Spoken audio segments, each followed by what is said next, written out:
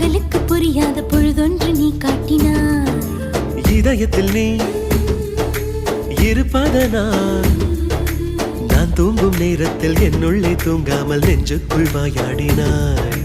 கண்ணாடி நீ கடிகாரம் நான் உன்னுள்ளே ஓடோடி வாழ்வேன். காதல் எனும் கடுதாசி நீ என்றென்றும்